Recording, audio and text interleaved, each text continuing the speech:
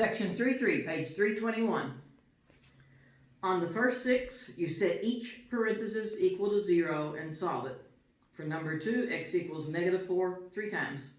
X equals +1 twice. For number 4, x equals 0 3 times. X equals -1/2 once. X equals 4 twice. For 7 through 16, the rational zero theorem, and if you'll look on your paper where I marked 7 through 16 on page 321, I'm going to look at number 8. All the possible p is any factor of 30. 1, 2, 3, 5, 6, 10, and 30. 15. 3 times 10. All right. Those are all the possible p's. Q is the coefficient of the first number, so it's just a 1. So your possible answers are p over q. You put every one of these one at a time over every one of these. Since that's just a 1, then these are your possible zeros. So what you do, you type the problem into your calculator and you check out all of those zeros. When I look at my graph or when I look at my table, I see that -2 is a 0. I see that -3 is a 0.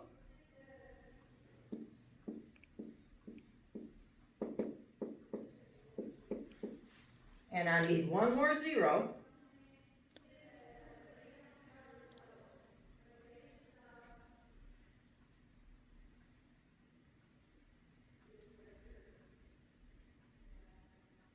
One, two, three, 4, 5.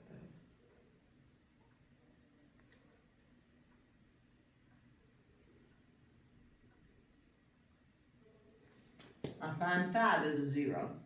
Now, for the numbers that are square roots that don't come out even, for the numbers that are fractions, you're still going to have to find the fractions, because if this is 2, 3, 4, these over this will be a fraction. But that's how you find your p's. All the factors of the last number, q's, all the factors of the first coefficient. Possible answers are p over q. Make sure this goes on top. And then you look at your table and see which ones gave you a y equals 0. All right, on section 27 to 40, all right, wait a minute, 17 to 26. Let's look at 18. I need to find an upper bound and a lower bound. So 18 says x to the third minus 19x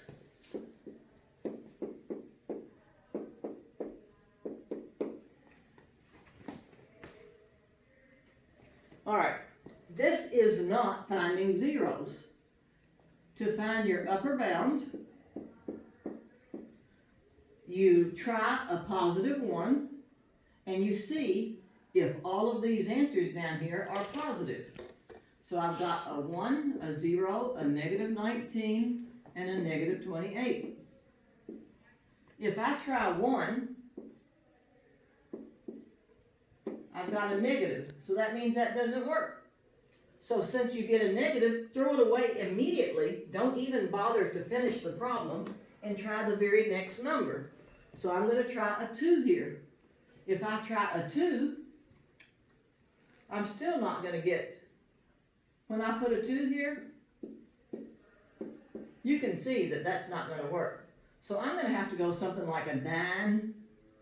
You want the smallest number that will give you all positives. So if I try 9, ooh, that's way too big. Let me try littler. Maybe a 6. 6. All right, so that one did work, but maybe a 5 will work. You need the smallest number that gives you all positives. So 5.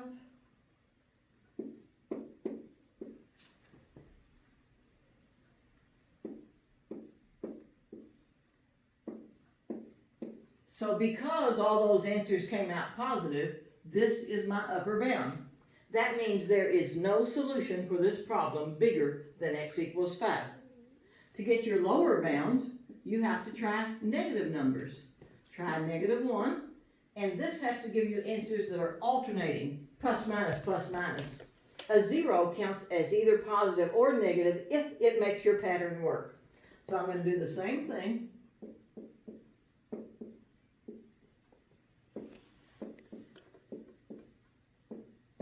So you can see that I've got a negative and a negative. That's not alternating, so that means -1 won't work. If I try -2, that's still not going to be alternating. -3, that still won't alternate. I'm going to try a -4 and see if that'll work. -4, 4 4s are 16. Nope, that still won't work because that's still, so I've got to try -5. All you want is to get alternating. So, -5, 25,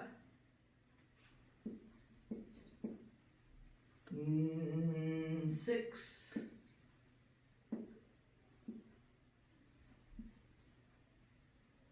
so that didn't.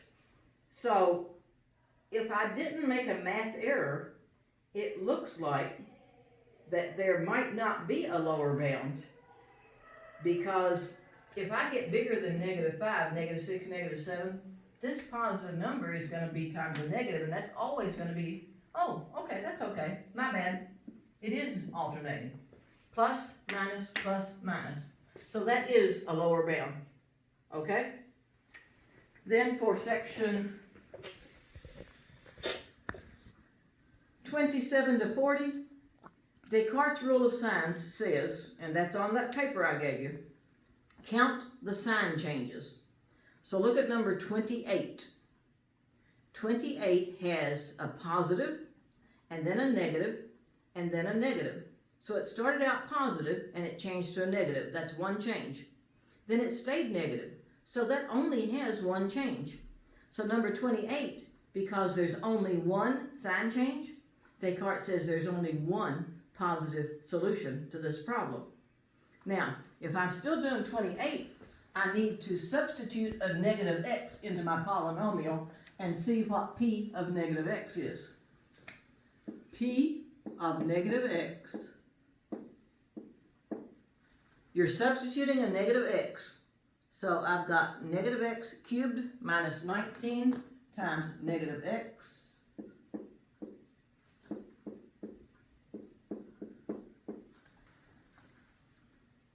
Minus 30. So -x raised to the third power is -x cubed. -19 times -x is plus 19x. So this is p of -x. It starts out being negative. It changes to a positive.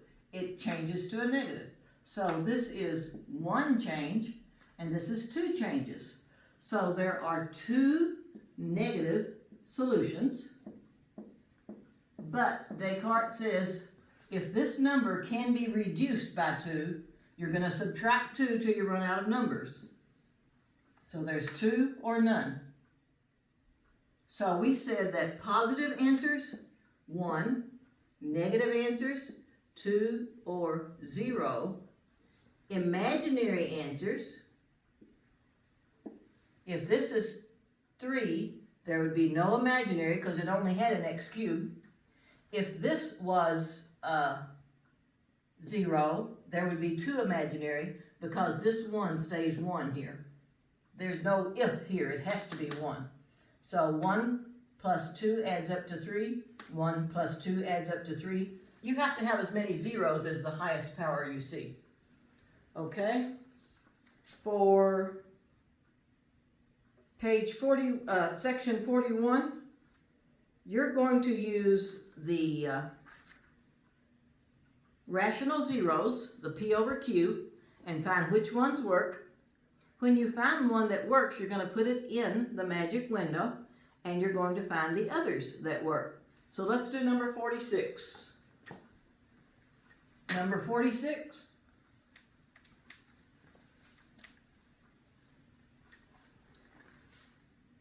I've got p of x equals 2x to the third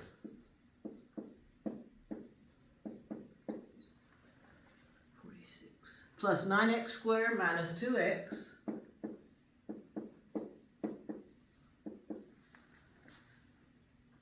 minus 9. So P is all factors of 9. So it's 1, 3, and 9. Q is all factors of 2. So it's 1 and 2. So your possible answers would be every one of these over every one of these. So 1 over 1, 3 over 1, 9 over 1, 1 over 2, 3 over 2, 9 over 2. So it's going to be 1, 3, 9, 1 half, 3 halves, 9 halves. So you type the problem into your calculator and you find which ones really do work. So I'm going to type that in.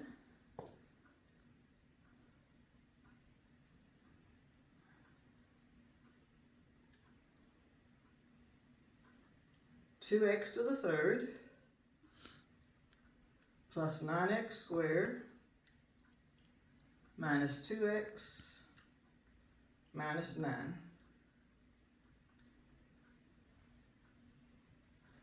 When I look at my table, I see that I've got a 0 at... It's right there on your book. I've got a 0 at -1. I've got a 0 at +1. But I'm supposed to have 3 zeros. So to find my other 0, if I go up and down and I can't find it,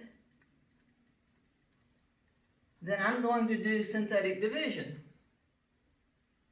Over here, okay? Yep. If I do the 1,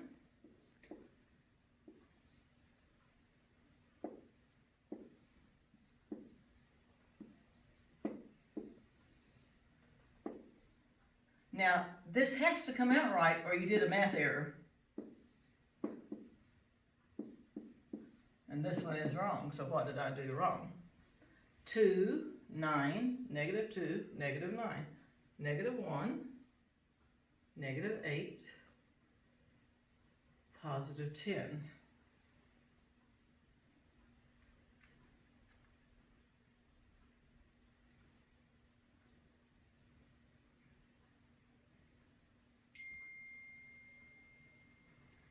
All right, so I'm doing something wrong. -2 plus 9 plus 2, that does equal. What did I do wrong? A 2, a 9, a -2, a -9, -1. Oh, well, shoot. Sorry about that.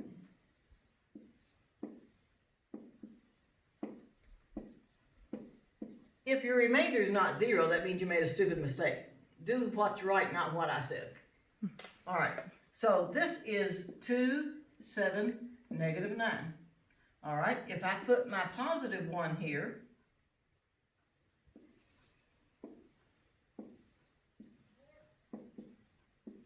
all right, so this first one was x to the third.